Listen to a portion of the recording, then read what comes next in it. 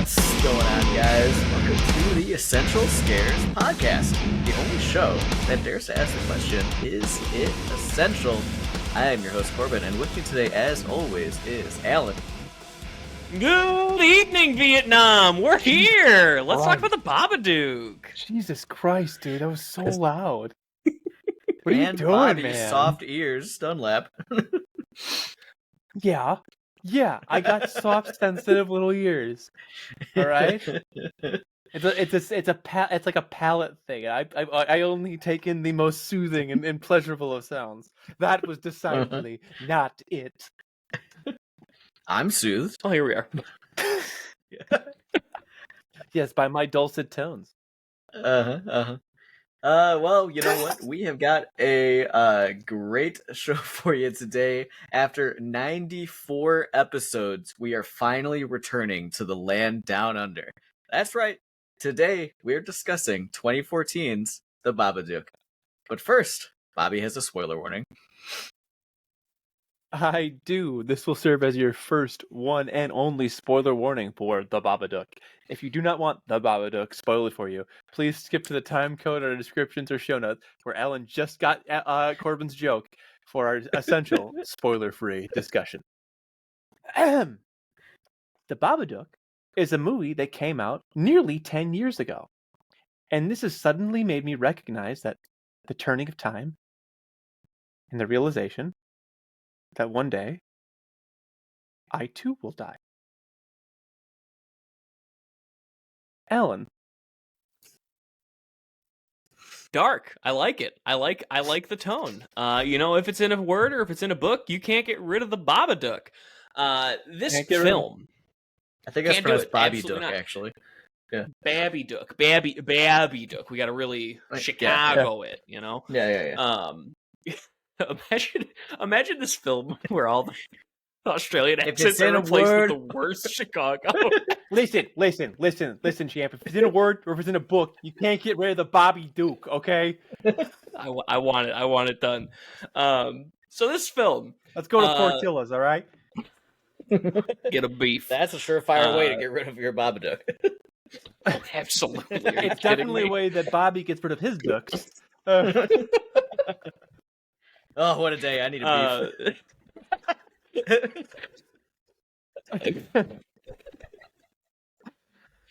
Extra peppers. Come on, put them on there. Lay them on there thick. Yeah, you got to do it. You got to get it. Can I get Polish? Give me a Polish. I mean, just get the combo while you're at it. You're already getting the beef. Polish just get the combo. combo. Good to go. Large cheese fry. Give me a cake shake. Fuck you. Oh, yeah. Yeah, let's have about a 13,000 calorie meal. This is a joke for only people of the Chicagoland area. It's fine.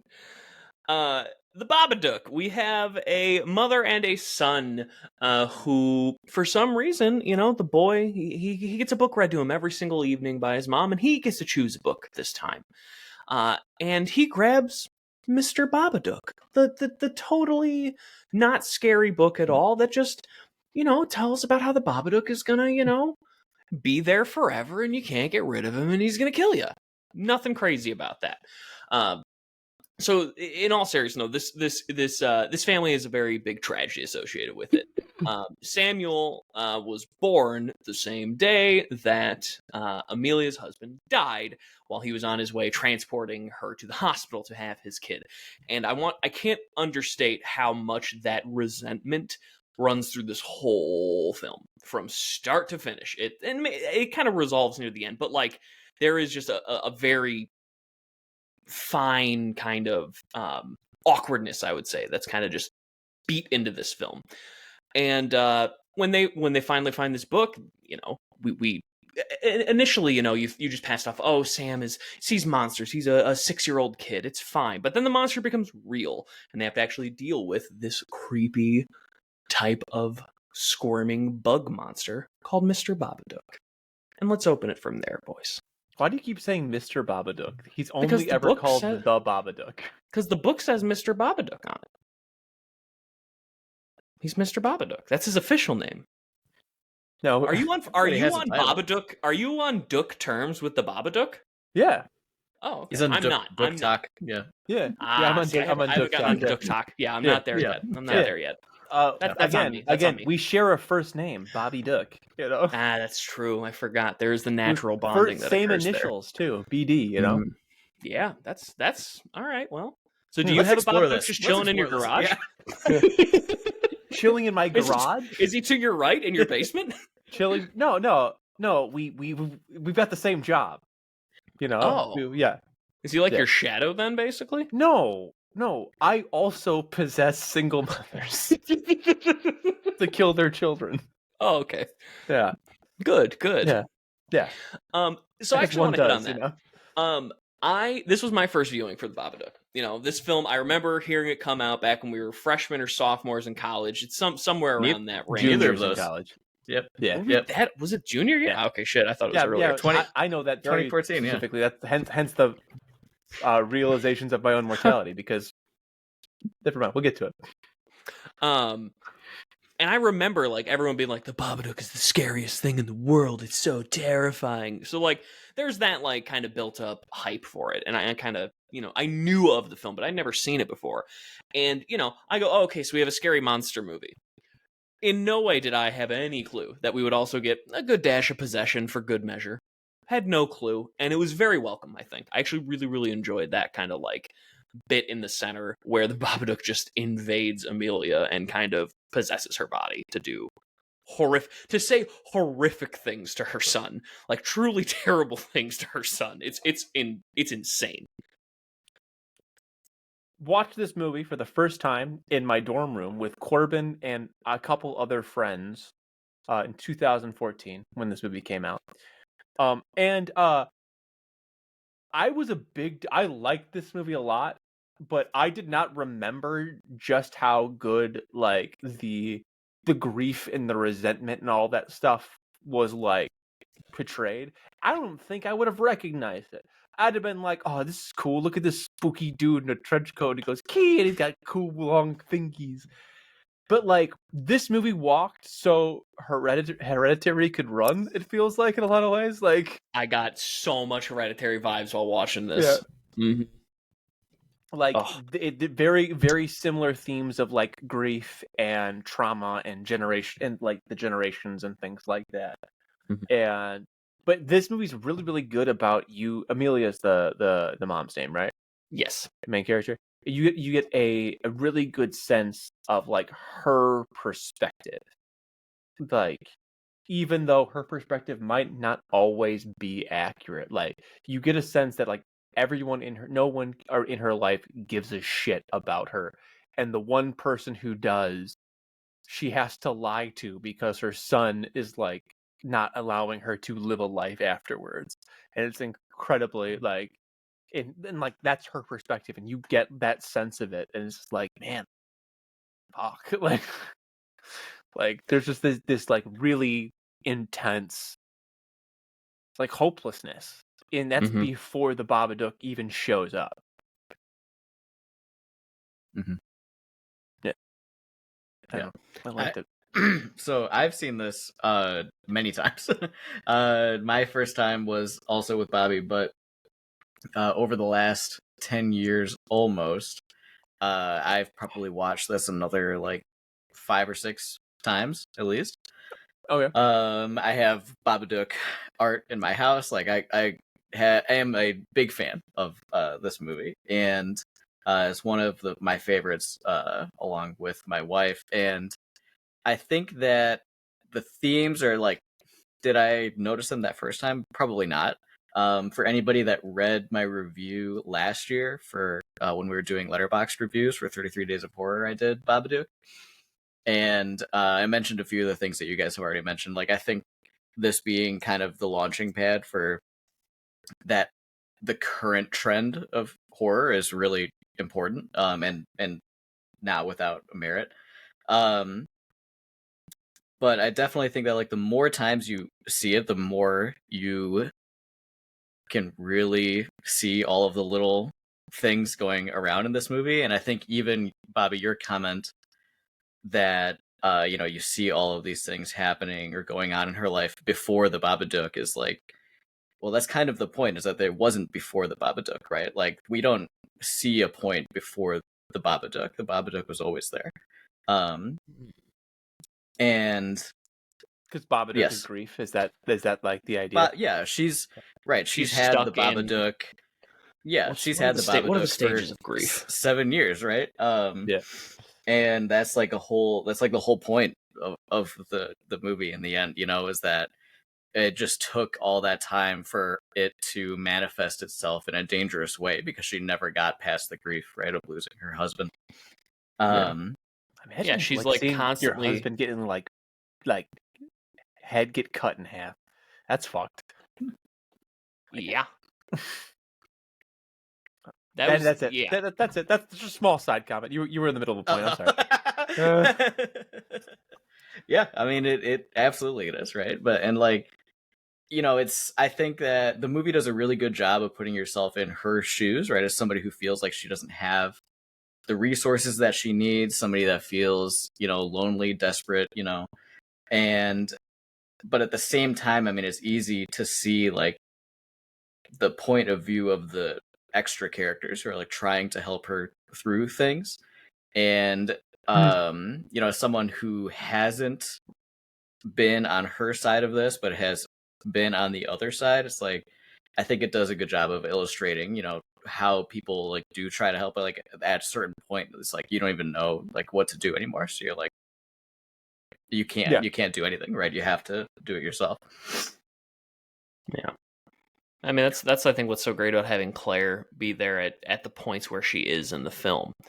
Like, you see her, like, because in the beginning, it's kind of like she's trying to, like, you know, talk to her a bit and be a little more supportive. But then, like, when Sam pushes her daughter out of the tree, it's like, that's her breaking point of, like, I just can't do this anymore. You are consumed by your grief, and it's causing you to not like see the issues your son is dealing with too, and now it's affecting me. Like, you want to bury everything, yeah, and it's not going to work that way. You have to deal with this, and like, I'm not helping you anymore, right? And you know, but from Amelia's perspective, it's like, I don't even think she even recognizes that Claire has been helping.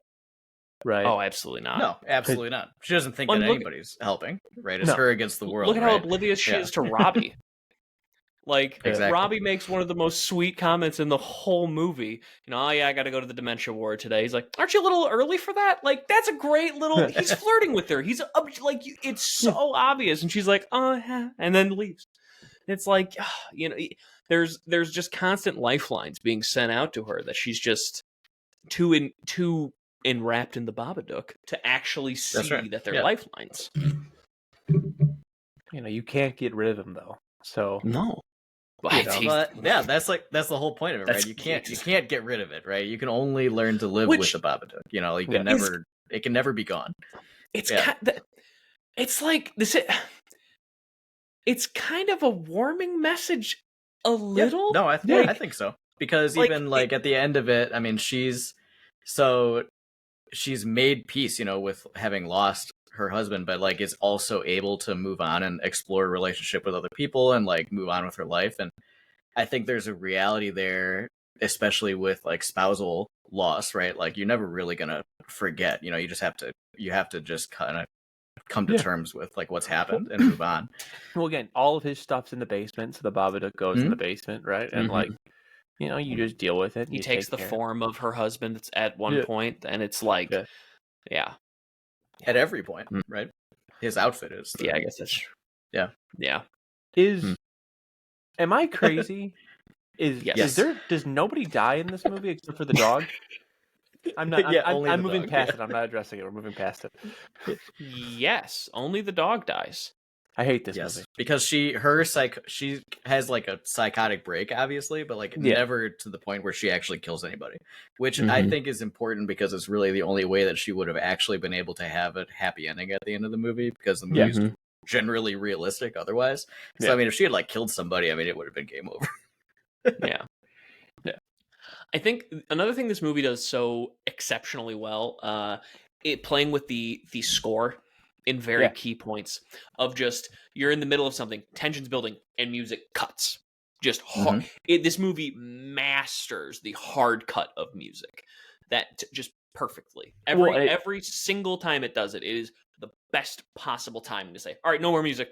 Goodbye, tension. And it plays into this idea of like Corbin said, of just Amelia, I'm avoiding it. I don't want to talk about it.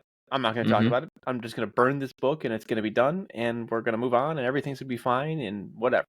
Right? And it's just like avoid. And then there's a big part where like, and then the only time she's not able to avoid it is like where she can truly avoid it is when she's unconscious. And so that's the main times where there's no music is like when Sam knocks her unconscious or she actually falls asleep or whatever else it might be, like,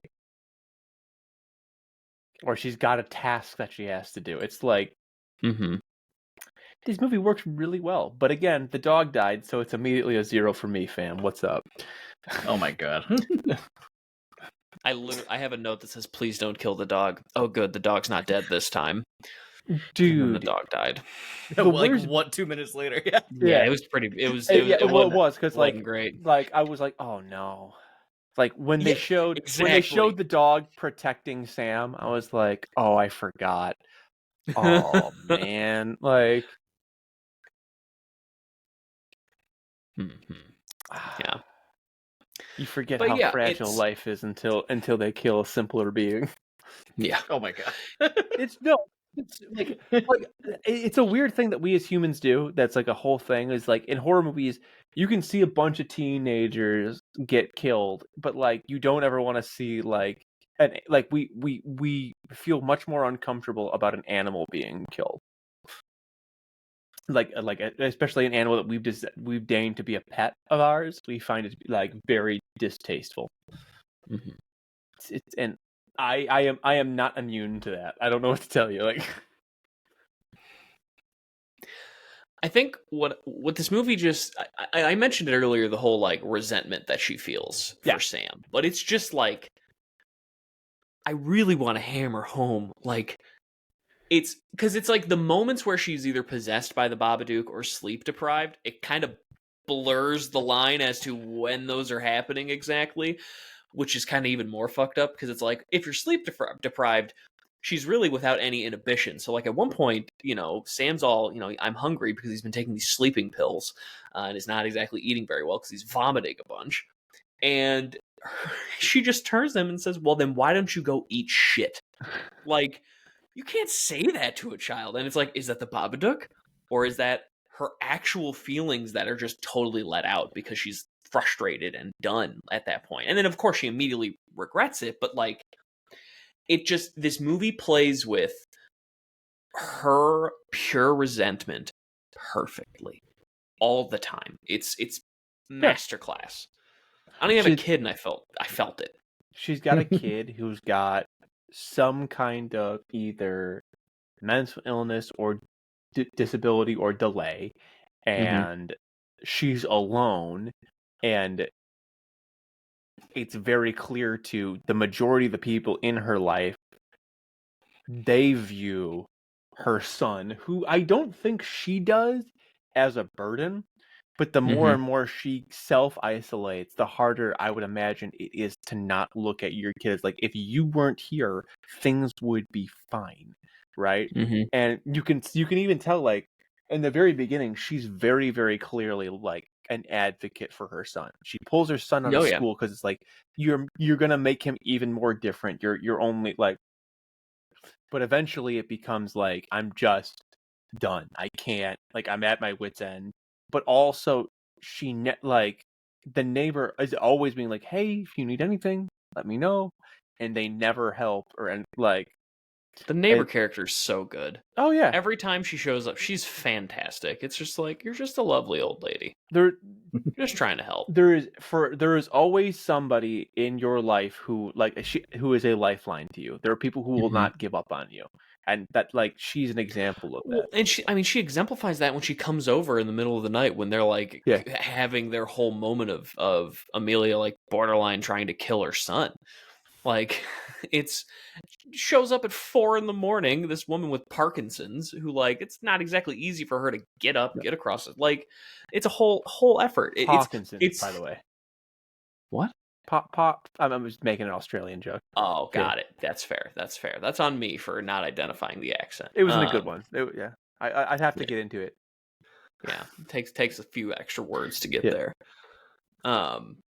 But yeah, it's just excellent. Also, I love how the Babadook is a cockroach. Just like a big old cockroach, basically. It's gross. It's scary. It just works. That like roars like a dragon. it's fine. I don't need that to make sense, frankly. Because, like, to me, I guess I think through that of just like her carnal fears are kind of like distilled into the Babadook, you know? Mhm. So, yeah. I still think that the Babadook, like, ceiling bit, where it's like the stop motion, is a shockingly still really effective jump scare. Because it's not, you know what I mean? Like, it is, but it isn't. It's like very it builds deliberate. it, but then it, That all of and a it just like, doesn't. Yeah. And because you're just sitting there, like, we've all been there, seeing, like, and like the whole thing about the Babadook is it's a lot of it's just seeing shapes in the dark. That's like his whole thing. And then all of a sudden, like, imagine if one of the shapes turned around, had a face, and jumped at you into your mouth, like. Yeah, That's never happened to you. Every night, baby. One of the things that I'm kind of, I guess there's a lot of questions, like, you know, like, obviously metaphorically, right, the Babadook is a metaphor for your grief, right? Grief and all that stuff and getting over trauma. But, like, you never find out what it is. Like, even a little bit, nor do you really want to. It's not like, oh yeah, cool, thanks. I'm glad I know that now. I'm glad I know he's a demon or something. But, like, there's stuff that happens, like, right at the end where, like, it gets up and, like, screams, like, white light into Amelia's face. It's like, what was that? What's that about? I don't know what that is. I have an idea of kind of what I thought that was. The way I think through that sequence, especially seeing, like, the end where the Babadook kind of stays with her and it seems like they have some sort of relationship, is it was like her husband reaching out to her, like, telling her to let go, like, you have to let me go. And even still, she can't. Which is, like, as much as she has done better, and it's obvious that she has by the end. She's having a party for her son. She's visibly, like, not as, like, disheveled looking, but she still can't let it go. Can't. It's not. You can't get rid of the Babadook. It's with you forever. Yeah. But that's kind of what I thought that was. Is like her husband reaching out to her. Yeah, I mean, I don't through think that there's the Babadook. I don't think that there's any, like, I think it's kind of almost a strange question to even ask. Like, I've never even considered, like, what was the Babadook, you know? Because I think, like, the Babadook I said I'm less worried about the Babadook thing, but, like, the big old white light thing. That's what I was more like. Yeah, that's just metaphorical, right? She gets over it, and, like, that's just the big. Yeah. Yeah, I don't know. All right. This is an audio medium. Well, we have a video show he was making a youtube.com/essential scares. Oh no, not that means I absolutely have to make sure that this episode gets out. Yes, you do. So I have a question. Yes. Was her jaw pain just like a red herring the whole time? No, she had a cavity. Yeah, but, like, what was the point of that? Just that? So when she was possessed by the Babadook, she could pull out her cavity tooth. So, like, because that was a Chekhov's gun that played out. The pain happened when the Babadook, like, entered through her mouth for the possession bit, and that was, like, when she really started having, like, the toothache. So that was just, like, kind of all tied together. So it was representative of, like, the physical pain of the mental, like, anguish and, like, Okay, that makes more sense. That was a Chekhov's gun that paid off, I would say. Interesting. Yeah, it shows like, you know, the state of her decline. Fucking great scene, by the way. The fucking where she's watching the news, and they show the woman like smiling in the window, who's like supposedly the previous owner of the Babadook book. Like that's like the implication. Fucking great little piece of cinematography there. Like the fact that it starts out with like the Babadook starts to win because she does like strangle and break the neck of the dog, and then she starts to strangle Sam, and like just lots of good shit, lots of good like foretelling that like pays off really well, like in this movie. I would say personally. And then a lot of utilizing like audio that is like then gets reused differently. Like when the Babadook is screaming at the end, it's very clearly like a distorted version of Amelia's scream, right? The way that they distort when the Babadook is pretending to be her husband, just bring me the boy. Bring me the boy. It's just like, oh god. Ugh. Something else that this film does exceptionally well with Samuel is they really did the perfect kid asking a deeper question than they could possibly realize they're asking. Like when she says to him, you know, I'm not going to go. I'm not going anywhere. I'll be here for a long time. And he goes, "Did Dad say that to you at some point?" Like, just like this. Did you think that about Dad before he died? Yeah. Did you think that about Dad? Yeah. And it's like, yeah. Oh my god. Because like every single person has heard a child say something that is way too wise for their age, because they don't. But they say like the perception of those types of things. And he just has a ton of those types of moments throughout this film that are just very well placed throughout, of Sam just saying things that are just like, oh, well, thanks for that, Sam. Yeah, for sure.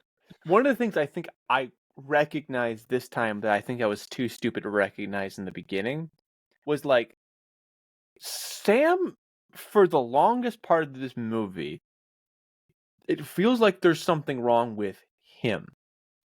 Like outside of like him being a quote unquote troubled child, right? Like it's like because like there's a scene where she's like, you can't be fucking around with your like weapons that you're making, and she pushes him to the ground, and he goes, do you want to die? And it's just like, it's like you're thinking potentially, right, if you're an idiot like me, and you're like, well, the Babadook, clearly this small child is protected by it. But like if you're thinking about it as like a 30-year-old man with like a mortgage and like other small children in my life that are not mine, but you know, they're around, right? I go, if a 6-year-old pushed me to the ground and asked me if I wanted to die, I'd be like, that kid's gonna murder somebody. Like what the fuck? So that like there's like, and like the fact that like Sam has the seizure and like start doing the Babadook, like that stuff, like all of that is like, it makes you think for the like a really long while that like Amelia's just at her wit's end, and actually Sam's the one who's getting possessed by the Babadook. And then you realize, well, that was that's his goal at the end of it, because Sam Sam is able to deal with the loss of his father, because he never really knew his dad, right? So like, and Amelia desperately, if we want the grief analogy, for Sam to miss the father he never really had a chance to know as much as she does. And that like, and that was like that big connection point for me of just like, oh, he keeps asking questions and she doesn't want to talk about it. Like, that's why the Babadook so desperately wants her to bring him the boy. Like, Oh, I also have something embarrassing I have to admit. It took me you already far did. It took you 10 years to watch this movie. That's his true. ass right there. Boom. All right. Yep. That's strike one. Strike two. Not batting well in this at Bat Boys. It took me far longer than it should have to like put 1 and 2 together. That, oh, the husband died. on the day the kid was born. Like, it took me way longer to, like, says piece it that explicitly, right like, away. immediately. Yeah. Yeah. When did they say it In the beginning? first, like, 10 minutes of the movie, he's having a problem, Dog, and that she's ain't like, strike "Oh, two. I'm That's a sorry, whole like, ass he out. died, like, on the day that he was born." And I then must have missed Samuel that is line, like, 'cause "Oh, my I just daddy didn't even- died driving my mom to the hospital to have me." Yes, Like, and that's a literal yes. quote. Yes, But it's Like, in the he says it very like beginning 4 of the movie. times. He says it like 4 Yeah, I times remember that in the within like the beginning of the first film. half hour of this movie. Oh yeah, That's I'm part of- talking that's like part of 20 her, minutes like- or so into this film. Yeah, it was It's a little part bit. of her issues because, like, he's Oh, always yes. bringing it up. Like, he Well- understands what happened, right? Like, Yeah, and that's like when I realized that, I was like, oh, yeah. I get it now. Like it kind of like it clicked.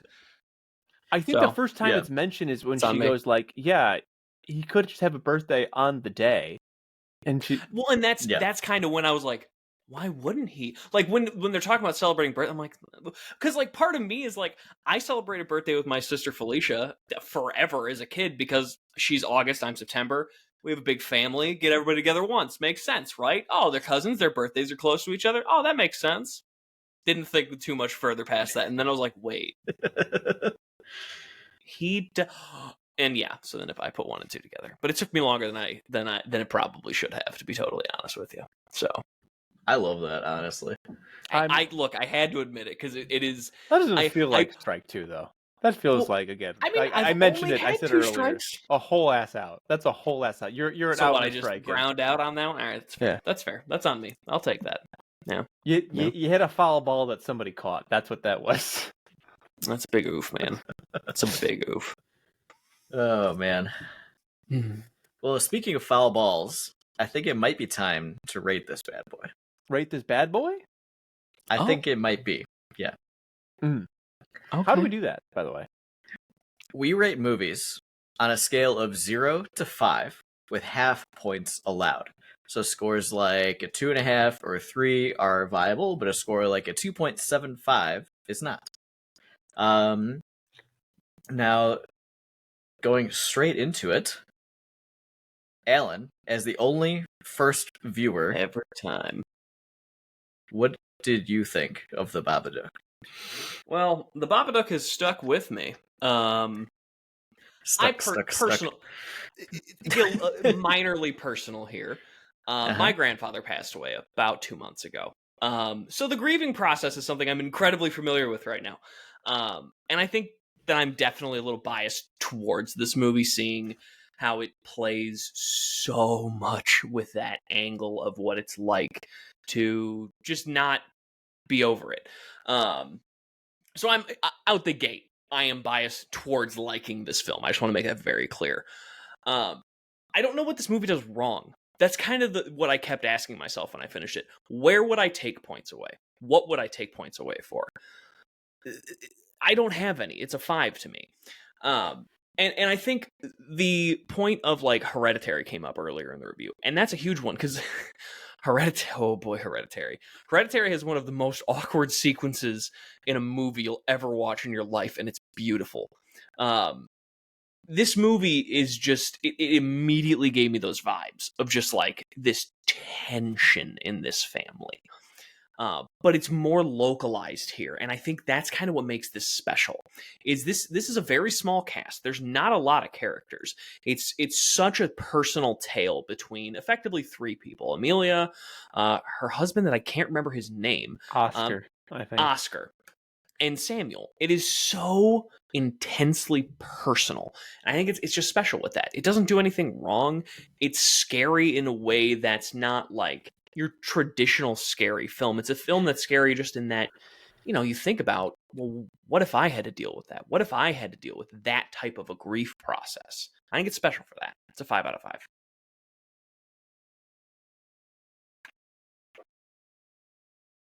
Yeah. You know, I feel like what's so funny? What's so funny, Bob? Yeah, it was just both of us nodding at each other silently, like, who's gonna break first, huh? It's gonna happen. Yeah. I don't have a lot to add that I didn't already say. I think that this movie is spectacularly well done, really well acted, including the children, which is tough and really, really solid. I think that this movie is still scary, and as I mentioned earlier in the show, I've seen it many times, and I think that that really is a hallmark of a great horror film. It is a movie with lasting feelings, and I love it every time I watch it. I don't know. I guess I'll say there's a line at the end from Samuel. I don't know if you remember. He says, "I know you don't love me. The Babadook won't let you, but I love you, and I always will." 5. If it's in a word or if it's in a look, you gotta give a 5 to the Babadook. Like Thank you, Bobby. It's so good. This movie brings back really on top of everything everybody else said. This movie is personal to me in a very different way. It reminds me of college was a good time for me. It was a really nice time. It was a really simple time, and this movie does in a very weird way bring back kind of warm and fuzzy memories. Not while I'm watching it, but around the idea of it. This movie is still very effective at what it does when I watch it. Yeah. The idea of the film of listen. I'm a deeply broken person. Yeah, let's go with it. The idea of the Babadook very warming. It's very good. Like it's just good. It's a masterpiece movie. It's very good. I don't know what else to say. In horror, there's certain movies that like do what they're supposed to, and then there's other movies that just go.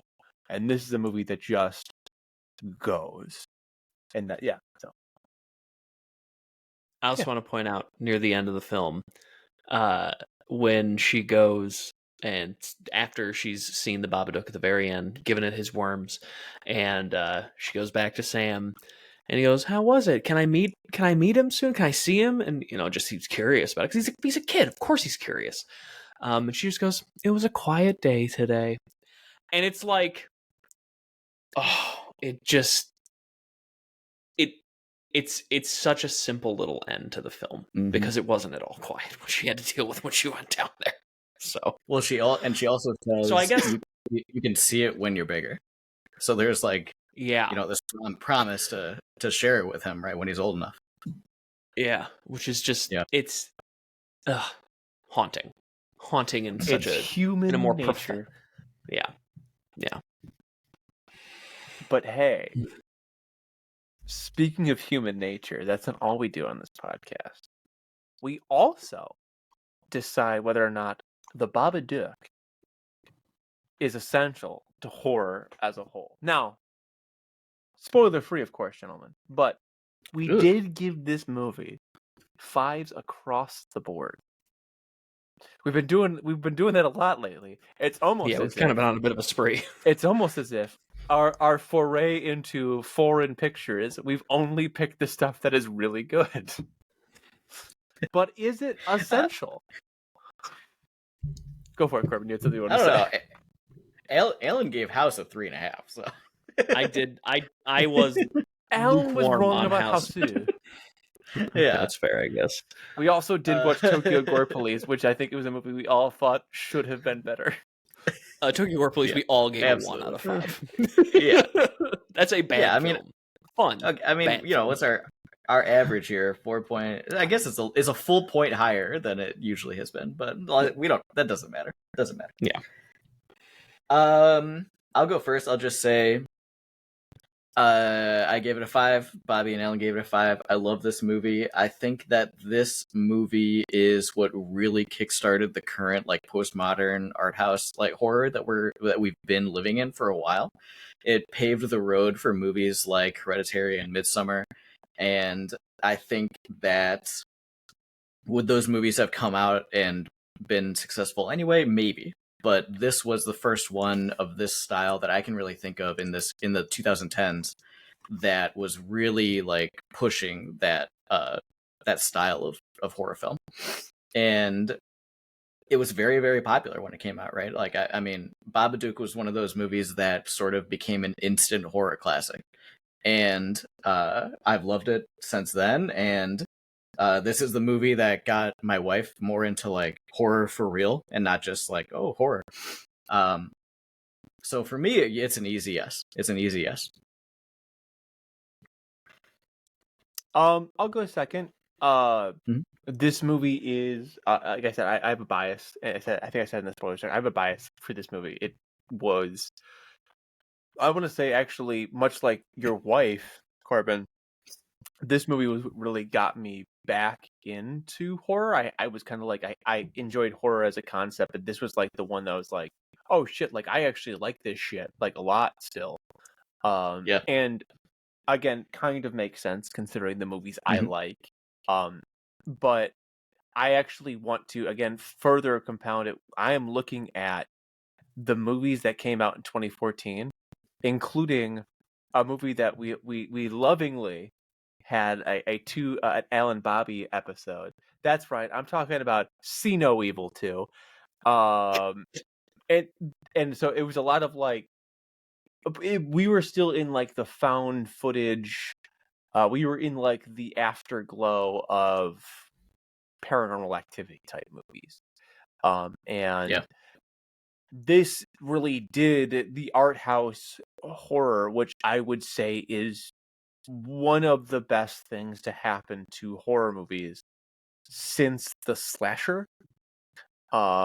Where a lot of really unique, interesting ideas exploring like the slasher movies of yore originally were trying to do, until they became very just fun and stupid. But even now, like even art house movies are zero budget horror movies that they still have like those that are meant to be kind of goofy are still just really good. So like, yeah, I think this movie very much Look was at Bodies, like, Bodies is a good example of that. or any horror movie with Nicolas Cage in it, right? Like there's a certain level of like camp, just like Mandy as an exception to that, but that exists. But like, what a film! yeah, it's just good. It's just a good, solid movie. But also, I think Corbin hit the nail on the head where it is an incredibly important movie. That I don't know that gets the credit it deserves, despite it being and also like the Babadook is a part of the horror cultural zeitgeist. Oh yeah. Like he might not be on the Mount Rushmore of horror villains, but like he's in the Mount Rushmore Horror Villains Museum for sure. Like he's on the he's got a star on the Hollywood Walk. Yeah, it's like, the yeah, Babadook. he would be like, there would be like a like he on the Snapple cap, it'd be like, fun fact, the Babadook was almost carved into the Mount Rushmore of horror icons. Fun fact, you can't get rid of the Babadook. Yeah, Oh no. Imagine opening a Snapple and reading that underneath. That'd be amazing. Oh my god. In a word or by a look, you can't get rid of the Babadook. Oh, that'd be so funny. And then you look into the cap and a bunch of fucking a bunch of cockroaches fly out at you. I mean, of course it is. I knew what the Babadook was when I did not give a shit about horror. I knew immediately what it was because I heard that I remember when it came to Netflix and it got just a huge swath of distribution that way because it was a perfect delivery system for a movie because this was around the same time where maybe not the same time but like Netflix kept getting these like smaller films that were just amazing little bits of horror. Rubber comes to mind as just a dumb movie. Is Rubber the tire one? Yes, that movie. I have awesome. I have a big thought about that movie. We can talk about it after the pod. And like Tucker and Dale versus Evil, like Netflix just kept getting like different types of little horror films, and like those two came before 2014. I think it came to Netflix in 2015, and then 2015 rolls around, and this is what gets dropped: is like, here's the horror film we're gonna bring you, and it's such a drastic uptick in what you can do with horror, and I think that that's wonderful. Yeah, of course it's essential. It is. I knew about it before I even gave a shit about the horror zeitgeist. Of course it's essential. Yes. We just keep adding to this Hall of Fame, guys. I mean, I don't know about just keep adding. I think we're adding to it at a healthy pace. A healthy pace. Yeah. Every so often we do good movies, and then we sometimes do bad 18 ones. out of 108 movies. That's okay. About a little higher than 10%. That's not too bad. Yeah, but like this year, we've only added 2. Yeah. So it just feels like a lot because we just added Suspiria. Suck on. Yeah, that's true. What a we should have added Houseo, so it should have actually be a little bit more than that. But no, I don't think so. No, stand by it. Stand by it. No, I stand by nothing. We still need. We might add another one if Corbin ever watches Ringu. No. 5. You wouldn't give 5 for Ringu? I don't. I need to rewatch it, but my memory of that movie is not a 5. And I have seen it before, but I mean, we'll see. Yeah. Well, speaking of Corbin having wrong opinions, where are your handles and what are you doing? Where can we find you? That's so rude. Corbin, where can people hear more about your wrong thoughts? Yeah, you can hear all of my incorrect opinions at Corbangarang on X or at Bolters and Bourbon on X or Instagram or Threads. That's my primary account, and it's the one that I talk about Warhammer and war games on. Corbangarang, I talk about Halo and Destiny and video games typically. What have I been up to lately? Trying to catch up a little bit on my reading. I feel like I'm in a perpetual state of catching up on my reading, right? What adult isn't, I guess. Mm-hmm. I am just started watching Loki last night, season 2. It so far is another season of Loki. You can take that as you will. And I stupid sexy Loki. I finally just I've been painting for the last 6 weeks Ultramarines for Warhammer, and I just played my first game in the Escalation League that is for, which went swimmingly. I won by a gross margin, but it was against somebody who'd never played before, so I try not to put too much stock in it. But my models look great, and that's what matters. How many more do you need to paint to be ready for the next phase of your escalation? So it's 250 points a month, and we're only playing one game a month because the shop we're playing at doesn't have a ton of table space. Mm-hmm. And my current list is exactly 500 points, including an enhancement. So I'm adding a Redemptor Dreadnought in my next bit, which is 200 points. Goddamn Christ! And I'm just gonna be a solid list. Just gonna bank the 50 points, so I can add 300 for the next one. So yeah, nice. Yeah. So the pod is still just waiting for the Stern Guard, huh? The Stern Guard? Oh yeah. No! So the pod is for the Blade Guard, and the reason why I'm putting a Redemptor in next is because I need to paint a Redemptor for the Combat Patrol tournament that we're having next month. Yeah, and my Space Marine collection is Imperium Secundus themed, which is Ultramarines, Blood Angels, Dark Angels, and so I'm just gonna use the Dark Angels Redemptor for my list. He's just an ally, he's hanging out. Yeah, he's needed on with the Ultramarines. It's all good. Absolutely. Only in death is duty. You're good. Mm-hmm. So that's the plan. At Corbangarang, at Bolters Bourbon. Thank you.